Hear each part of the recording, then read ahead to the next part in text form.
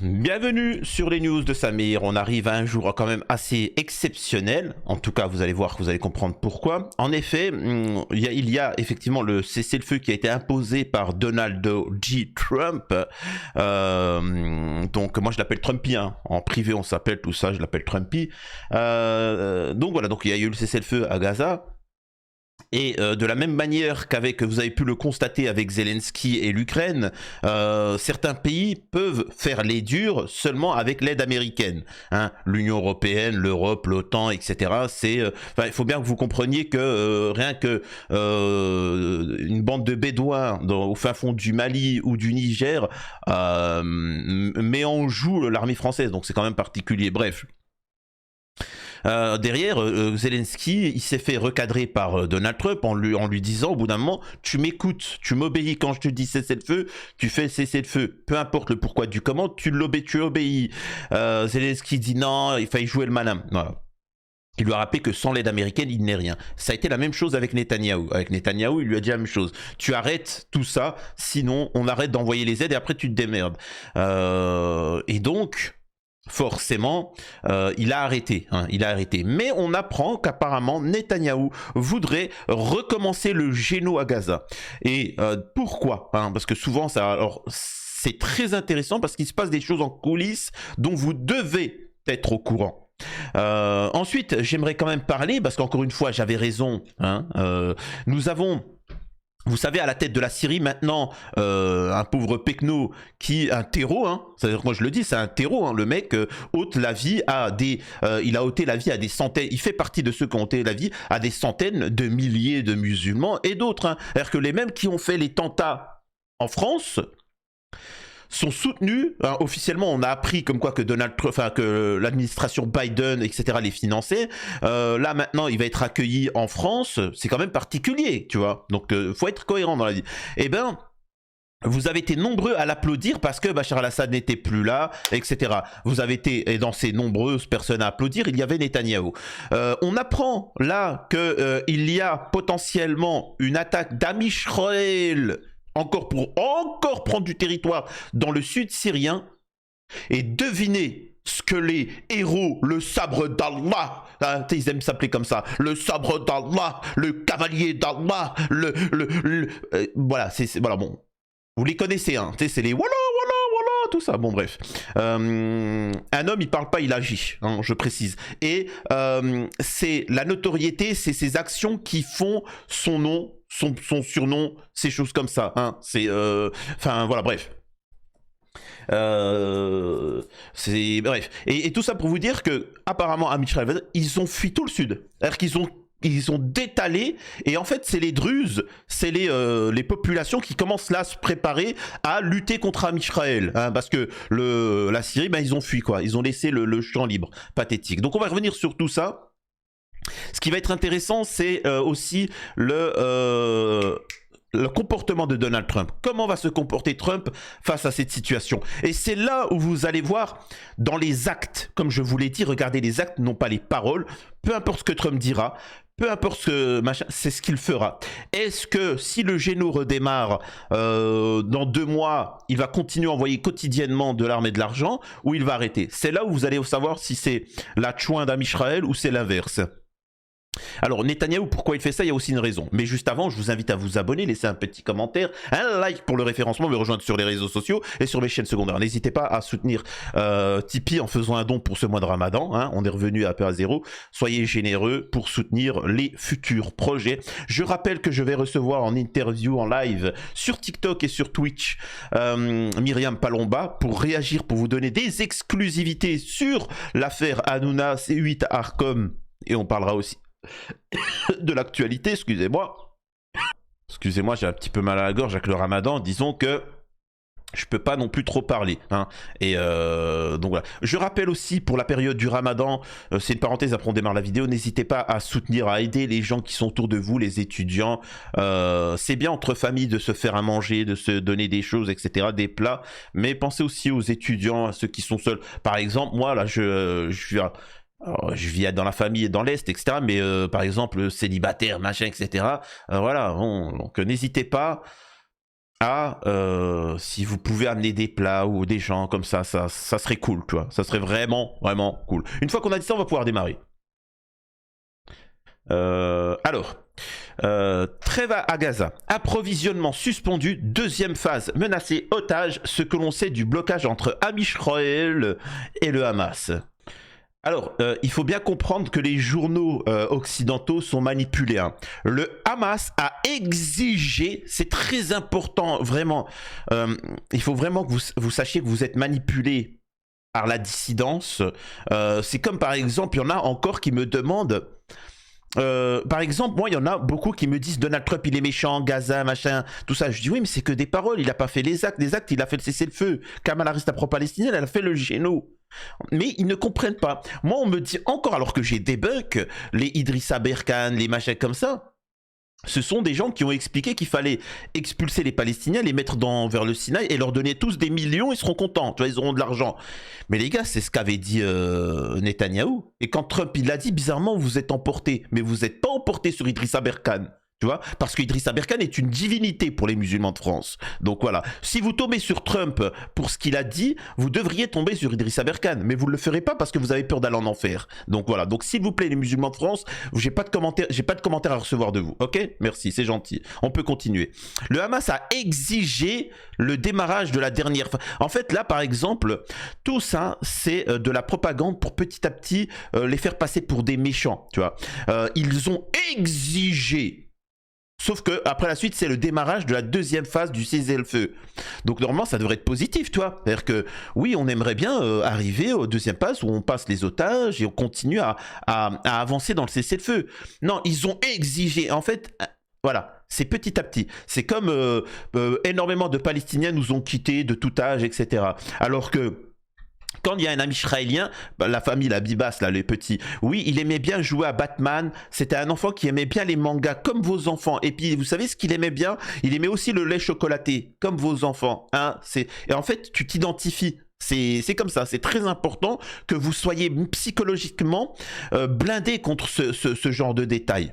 Bref. D'ailleurs, je peux rappeler que le Hamas s'est fait énormément critiquer par les gens de la LFI maintenant. Tous les gens de la LFI, les Ilan Gabé, tout la gauche, là, les trucs comme ça, ils sont tous tombés sur le Hamas, sauf Rima Hassan.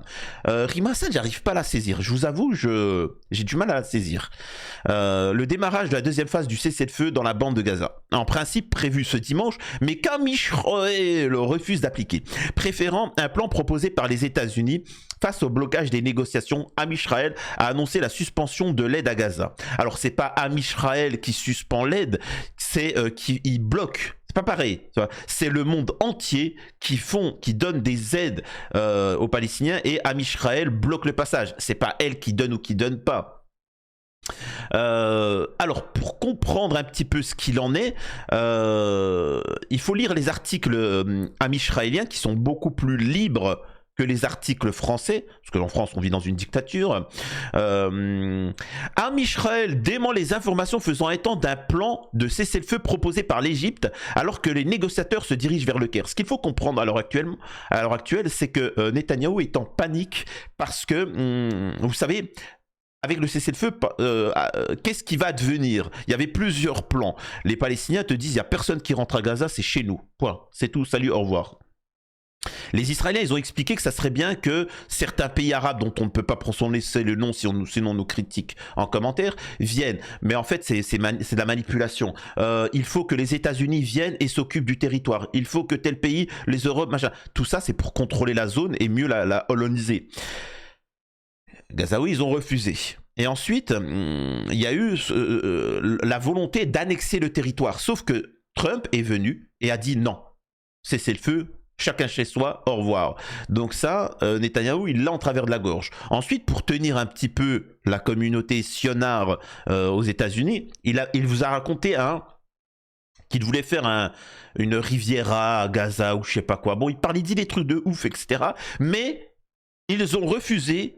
Et les Égyptiens et les Saoudiens et les pays voisins vont financer la reconstruction eux-mêmes. Bon, ils font ce qu'ils veulent. Moi, j'ai proposé un truc. C'est eux qui ont décidé. Salut, au revoir, il n'y a pas de souci. Moi, tant que c'est pas moi qui paye, voilà ce qui s'est passé.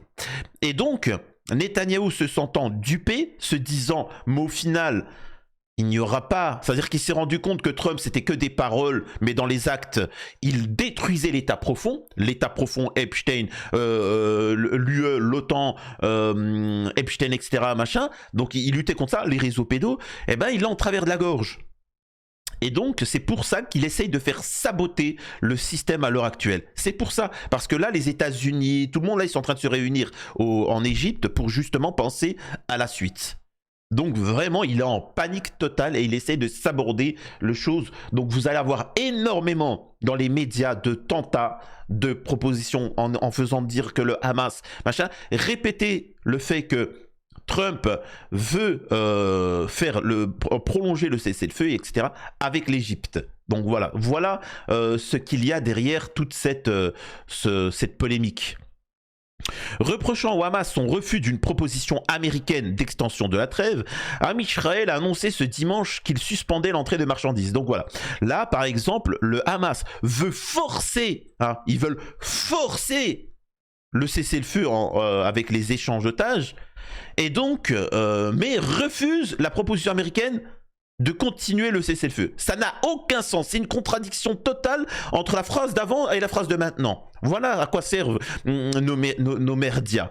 Amisraël a annoncé ce dimanche qu'il suspendait l'entrée de marchandises et d'approvisionnement dans la bande de Gaza. Un chantage mesquin, un crime de guerre et une bip flagrante de l'accord de trêve, a réagi le Hamas. Plus tôt dans la matinée, le mouvement palestinien avait exigé le démarrage de la deuxième phase dans la bande de Gaza, qui doit en principe avoir lieu ce dimanche, mais qu'Amisraël refuse d'appliquer, préférant un plan de dernière minute d'extension de la trêve jusqu'à mi-avril, proposé par les États-Unis face au blocage des négociations. Que dit la proposition américaine? Samedi soir, Amisraël a indiqué avoir accepté une proposition de dernière minute sur la table par l'envoyé spécial du président américain pour le Moyen-Orient, Steve Witkoff, qui prévoit une extension de la trêve pendant la période du Ramadan et de la Pâque juive, soit jusqu'à mi-avril, et la libération sur cette période de tous les otages encore à Gaza en 2 fois. La deuxième étant conditionnée à un accord sur un cessez-le-feu permanent restant à négocier. Amisraël s'est dit prêt à entamer immédiatement des négociations sur tous les détails du plan Witkoff si le Hamas change de position et accepte lui aussi le principe. Dans la foulée, le secrétaire d'État américain Marco Rubio a annoncé avoir accéléré l'envoi d'une aide humanitaire, d'une aide militaire d'environ 4 milliards de dollars à Amisraël. Le Hamas veut l'application de la deuxième phase du cessez-le-feu. Le Hamas a réagi ce dimanche exigeant l'application de la deuxième phase du cessez-le-feu, entrée en vigueur le 19 janvier selon le mouvement palestinien. La proposition américaine de trêve jusqu'à la mi-avril, acceptée par Netanyahou, revient pour Amisraël à se soustraire aux accords qu'il a signés. La seule façon de parvenir à la stabilité dans la région et au retour des prisonniers, c'est d'achever l'accord ou je sais pas quoi. En commençant par la mise en œuvre de la deuxième phase, qui prévoit la fin définitive de la et la libération de tous les otages, a déclaré le dirigeant du Hamas, Mahmoud Mardawi. L'approvisionnement de Gaza suspendu. Dans la foulée, Amisraël a annoncé la suspension de l'entrée de marchandises d'approvisionnement dans la bande de Gaza, menaçant d'autres conséquences en cas de désaccord persistant. Israël n'acceptera pas de cessez-le-feu sans libération de nos otages, etc. Ce qui n'a encore une fois aucun sens. Donc voilà. Un risque de famine. Bon, j'ai envie de te dire... les bombardements se poursuivent. En fait, depuis, c'est-à-dire que le Hamas respecte toutes les conditions qui ont été imposées et Amisraël ne respecte rien. Ces gens-là n'ont pas de parole. C'est incroyable. C'est fou. Dimanche, le ministre de la Santé du gouvernement du Hamas a annoncé que 4 personnes nous ont quittés suite à des attaques amisraéliennes. Donc voilà, bon, en résumé, ça continue. Tu vois, ça continue comme d'habitude. Et puis sachez-le, même dans 10 ans, dans 20 ans, dans 30 ans, ça continuera, ça ne s'arrêtera pas. Le commandant des forces armées yéménites, Abdul Malik, a annoncé la reprise de la ère à Gaza sera accompagnée du retour de l'ensemble de l'entité ennemie sous le feu. Donc voilà, donc en résumé, si vous voulez redémarrer, eh ben il n'y a pas de souci, on est prêt, on va redémarrer nous aussi, tu vois. Donc voilà ce qu'annoncent les alliés gazaouis. Donc voilà. Maintenant, qu'est-ce que j'aimerais vous montrer aussi d'autre? Alors par rapport à ce sujet-là. Encore une fois, comprenez que le système est en panique avec Donald Trump qui rabat les cartes. Je le rappelle, je suis désolé de le répéter, Donald Trump n'est pas pro-ceci, pro-cela. Il est pro-Amérique, il pense à ses propres intérêts. Et aussi, moi j'ai envie de vous dire, si j'étais méchant, si j'avais le choix, je sais pas, alors je vais pas choquer, mais il faut bien que vous compreniez une chose. En réalité, le cessez-le-feu, il profite surtout à Israël. Hein. Il profite à Israël parce que si ça continuait, le géno continuait, il faut bien comprendre que ce qui se passe en Ukraine, si ça continue, si j'étais méchant, c'est-à-dire que si je n'avais aucune considération pour la vie humaine, je serais pour que ça continue.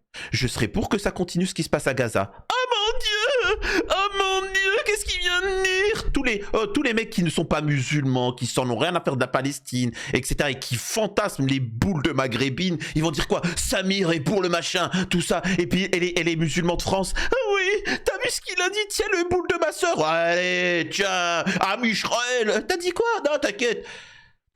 Il faut comprendre le pourquoi du comment. Il faut comprendre que ce qui se passe, et c'est pour ça que Trump les gars, il n'est pas pro-palestinien. S'il serait pro-palestinien, il dirait quoi? Je vous laisse. Bref, les gars, plus la ère en Ukraine, plus la ère à Gaza va continuer, plus l'Occident va s'effondrer économiquement. Tous ceux qui vont vouloir soutenir Israël, tous ceux qui vont vouloir soutenir l'Ukraine, alors ça va se jouer sur une vingtaine d'années, eh ben ils vont s'effondrer. Ils vont s'effondrer. Économiquement, on le sait, en Occident, on pète la misère, c'est fini. On est complètement détruit. Et les États-Unis, eux, voient qu'avec le soutien conditionnel sur Israël et l'Ukraine, ils vont eux-mêmes suivre le chemin de la France. Donc ils se disent, non, c'est bon, c'est le feu, etc. C'est pour ça que je vous dis, ils pensent à eux. Ils savent très bien qu'ils peuvent plus donner de l'argent comme ça. Et à ce moment-là, l'Ukraine, c'est fini. Quand je dis il y aura plus d'aide, il y aura plus d'aide. Hein. Là, la Russie pourront rentrer comme dans du beurre dans l'Ukraine. Et là, il y aura plus d'aide pour Israël. Je peux vous assurer une chose, hein, ils ne feront pas 2 semaines. Vraiment, ils ne feront pas 2 semaines. Donc voilà un petit peu pourquoi Donald Trump agit. Parce qu'il sait très bien que là, les gars, l'Europe, on va pas s'en relever. Hein. Comprenez-le bien qu'économiquement, on va pas s'en relever. La seule solution, ça serait peut-être de créer une ère mondiale et de détruire tous les pays du Moyen-Orient, les remettre à l'âge de pierre, et en Asie aussi, la Russie, la Chine. Et voilà, là oui. Mais sinon, ça va être compliqué pour ça. Donc, à voir. Mais en attendant, et c'est pour ça que les Occidentaux en France, ils savent très bien. C'est-à-dire que vos dirigeants ne sont pas si idiots que vous le pensez. Ils savent que c'est fini, que si ça s'arrête, là, va falloir payer, rembourser, etc. Et ils vont devoir payer les conséquences. Et eux veulent pousser au maximum à la 3e ère mondiale, quitte à qu'on perde ou qu'on gagne, au moins, tu vois, on pensera à autre chose. C'est comme l'Algérie. Nous avons des affaires de pédo, une politique intérieure qui est catastrophique en France. Bayrou, tout ça, ils ont des affaires de huc avec des enfants aux fesses. Qu'est-ce qu'ils font? Ils parlent de l'Algérie pour détourner le regard. Tu vois, donc ça sert à ça en fait. Donc essayez de comprendre un peu mes paroles et ce qu'il va arriver par la suite. Comprenez les enjeux. Chacun pense à son propre intérêt, sauf bien sûr en Europe. Et donc on a tous les organes de pouvoir politico-médiatique qui se paniquent. Par exemple, là, un article qui vient de sortir sur Le Point, Zelensky, un prophète juif. Selon Guy Sorman, le président ukrainien nous parle aussi en tant que juif survivant de ce que fut la plus grande communauté d'Europe centrale. L'altercation véritablement historique entre Zelensky et Trump dans le bureau ovale a ouvert les vannes à tous les commentaires. Un seul, me semble-t-il, a été négligé. La judaïté de Zelensky. On sait bien entendu que le président ukrainien est juif, mais cette origine est rarement mentionnée, car ce serait une approche politiquement incorrecte du personnage. Et cependant, cette judaïté de Zelensky, pour moi, aura été extraordinairement frappante dans son violent dialogue de sourds avec Donald Trump. En effet, je dois bien l'avouer, Donald Trump a fait preuve d'antisémitisme, car Zelensky est un survivant des camps. Oui, il a survécu. Bon, on va nous prendre pour des honks combien de temps comme ça? Enfin, c'est quand même fou. Ça a bon dos. Ça a bon dos le judaïsme. Judaïsme par-ci, judaïsme par-là. Enfin, faut arrêter. Non, il y a des accords, il faut faire la paix. Arrêtez d'utiliser tout pour rien. Tu vois, c'est comme le racisme. J'en ai connu, moi, beaucoup. Des gens qui se victimisaient. Le mec, il travaillait mal. Mais parce que vous êtes raciste. Maghrébin. Vous êtes assis, c'est pour ça que vous me virez. Non, c'est parce que t'es complètement incompétent. C'est tout. Arrête de chouiner. Oh, agaçant, tu vois. Donc voilà, donc on apprend que apparemment Donald Trump serait parce que il lui tombait dessus parce que juif. Il faut aussi comprendre pourquoi vous êtes manipulé. C'est que ce qu'on appelle l'opposition, les pro-palestiniens, tout ce que tu veux, même eux sont manipulés. Ils sont manipulés ou vous manipulent. Hein. C'est dans les deux gars, ils vous la mettent. Nous avons ici, par exemple, cet individu qui s'appelle Tariq Ramadan, qui a des affaires aux fesses, qui explique qu'apparemment, le problème de la Palestine, c'est l'Algérie. Incroyable. Ah bah dis donc. Encore entendre parler Netanyahou, sacré Tariq Ramadan. Tariq Ramadan qui d'ailleurs... vous savez, il y a beaucoup de personnes avec qui je dois faire des interviews. Après, bon, avec parfois je suis occupé avec mes chaînes secondaires, avec pas mal de choses. Souvent, je reporte parce que c'est beaucoup de travail. Hein. Je suis vraiment débordé et surtout, il y avait un manque de moyens. Mais vous avez été suffisamment généreux pour qu'on puisse le faire. D'ailleurs, continuez à faire des dons. Il refusera alors, il avait accepté, donc l'interview était posée, la date, tout ce que tu veux. Ensuite, il refusera d'y participer à cause de mes vidéos. À cause de mes vidéos jugées trop anti-bip. Voilà. Le mec, hein, lui, hein, le mec, il a été en tôle pour avoir bip prétendument une femme. Et le mec, il m'explique que moi, je serais anti-bip. Par contre, ça ne le dérange pas de participer à des échanges avec ça.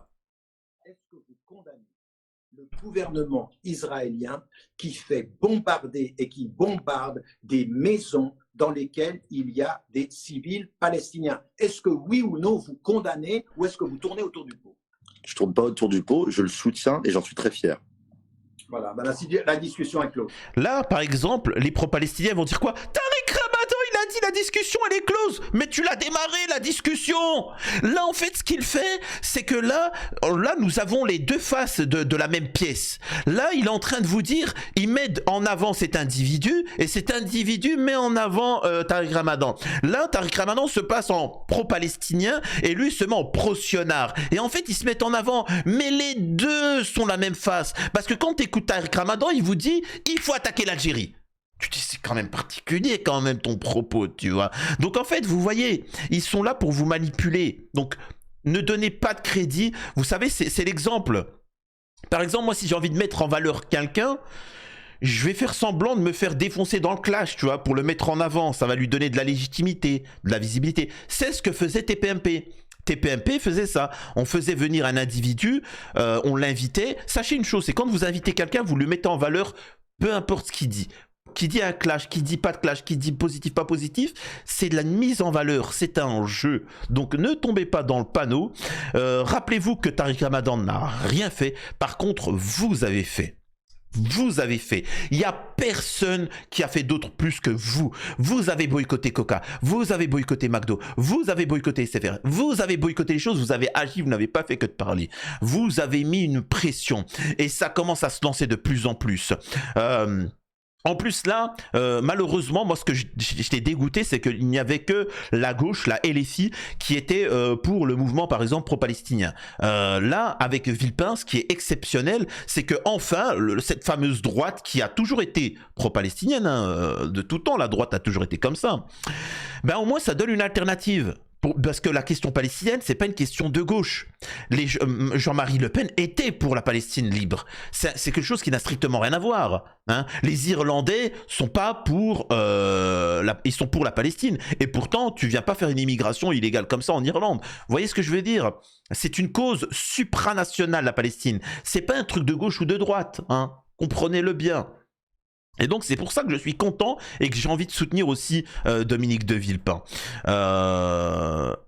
Arrêtez de rechercher des représentants, vous êtes vous les représentants. Alors je parle de la Palestine, mais comme pour la France, pour les catholiques, machin. Arrêtez de chercher un homme politique qui va vous sauver ou autre. C'est vous-même qui allez vous sauver. Bref. Donc voilà un petit peu ce qui va s'en jouer. Soyez très attentifs dans les semaines à venir par rapport à ce qui va se passer à Gaza. Si le cessez-le-feu n'est pas respecté, si ça redémarre, ça sera très intéressant de voir comment Donald Trump va se comporter. Et force à nos frères et soutenez Médecins du Monde, machin, etc. Et faites attention aux arnaques que vous voyez sur internet où vous voyez des pseudo-palestiniens demander des dons, etc. Il n'y a plus, il n'y a rien, il n'y a pas de banque. Tu vois, excuse-moi de dire ça, tu peux pas aller au McDonald's de commander un filet aux fiches, il n'y a rien, il n'y a plus de maison, donc ne donnez pas, c'est une arnaque. Là, ce qu'il faut donner, c'est aux organismes internationaux qui vont venir. Donc voilà, bref, prenez soin de vous et à la prochaine sur les news de Samir.